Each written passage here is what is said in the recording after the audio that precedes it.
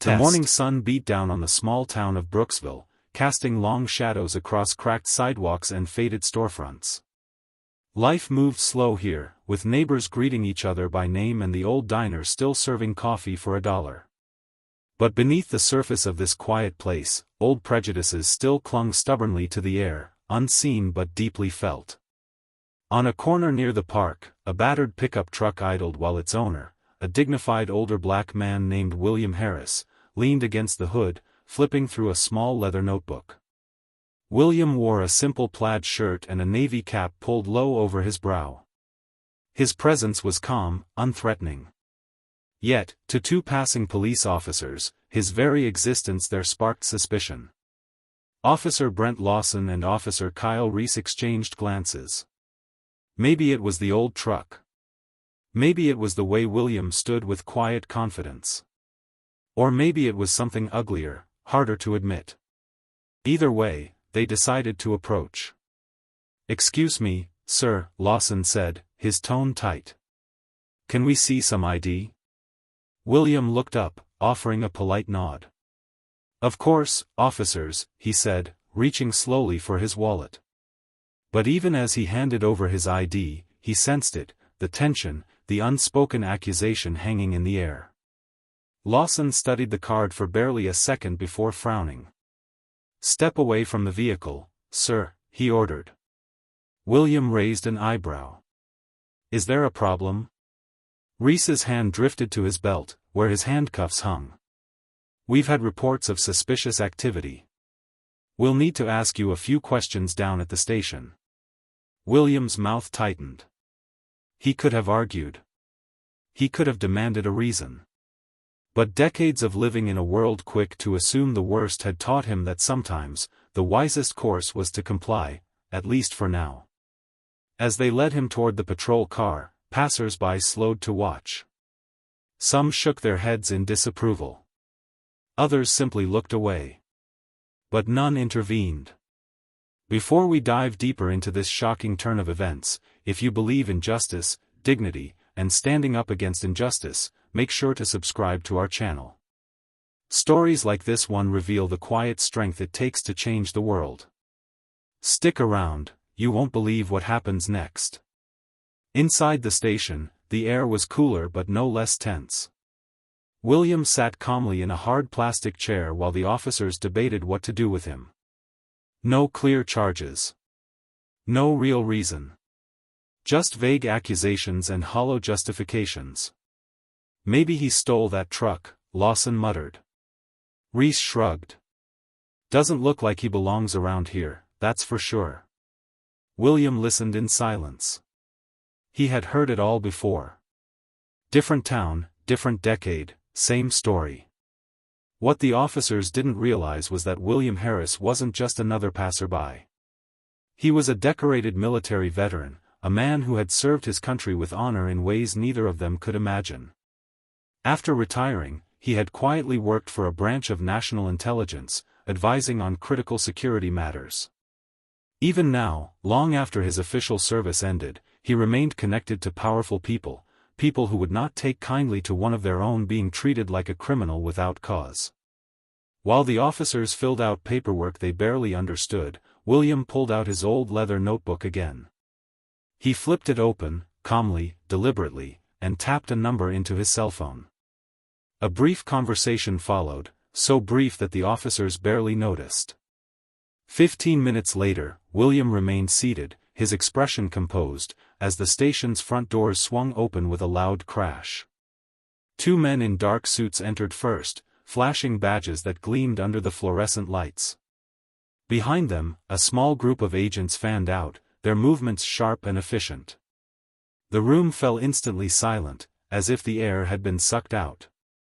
Special Agent Thomas Reed stepped forward, his voice carrying the quiet authority that needed no volume to be heard. "Where is Mr. Harris?" he demanded. Lawson and Reese froze. It took them a few stunned seconds to realize that the agents weren't there to back them up, they were there because of them. William stood slowly, adjusting his cap. He didn't smile.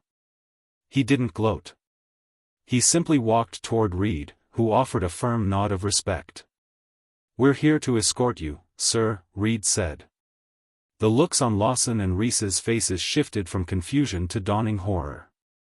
"This man is a decorated veteran and a trusted government consultant," Reed continued, his voice now cutting through the stunned silence like a blade. "And you have detained him without cause."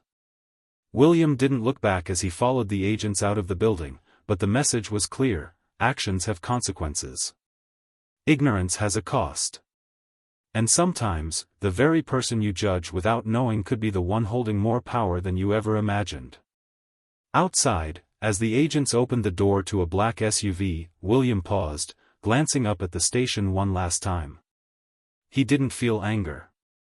He felt something far more powerful, the quiet certainty that dignity, once defended, leaves a mark no chains or handcuffs can erase. And inside the station, as the agents turned to question the officers left behind, Lawson and Reese realized that their careers, their reputations, and perhaps even their freedom were hanging by a very thin thread. And this was just the beginning. Inside the station, panic began to set in. The lead agent, Thomas Reed, fixed his gaze firmly on officers Lawson and Reese.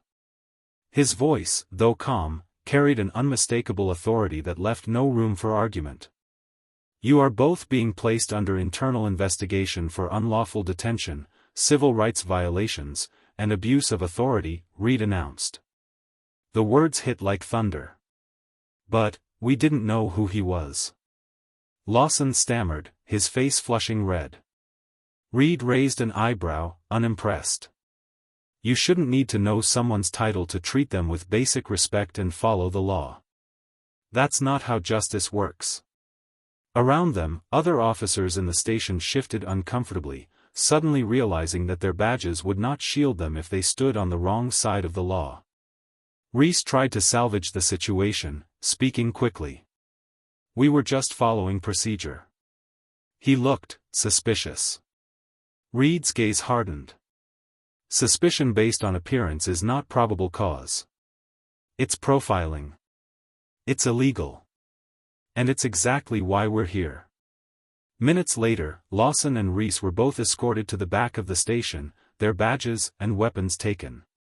A formal inquiry was already in motion. And this time, no amount of excuses would erase what had been witnessed. Meanwhile, William Harris sat calmly in the back seat of the black SUV outside, the city stretching quietly before him. His face was unreadable, but inside, a part of him mourned. Not for himself, he had faced bigger battles, but for a system that still stumbled over the same stones, decade after decade. William hadn't called for revenge. He hadn't demanded humiliation. He had simply activated the truth, and trusted that, for once, the truth would do the heavy lifting. The news spread rapidly. Within hours, local media stations were running the story. Decorated black veteran unlawfully detained, FBI intervenes. On social media, outrage grew. Support poured in from around the country. Veterans groups, civil rights organizations, even politicians reached out, offering apologies, solidarity, and gratitude.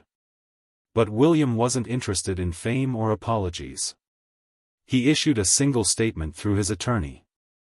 "Respect isn't earned by titles or uniforms. It's earned by how we treat each other, especially when no one is watching." Those simple words resonated deeply, far beyond the walls of Brooksville. Changes came swiftly. The police department underwent a complete review of its practices. Mandatory bias training was implemented. Community leaders formed advisory boards to ensure accountability. The sheriff publicly apologized to William, acknowledging that the department had failed the very citizens it was sworn to protect. Yet, for all the institutional change, perhaps the greatest impact was personal, the thousands of individuals who watched the story unfold and asked themselves uncomfortable but necessary questions about prejudice, authority, and dignity. As for William, he continued living quietly, refusing interviews, turning down book deals and speaking tours. His service had always been quiet, steadfast, and without expectation of reward, and he chose to keep it that way.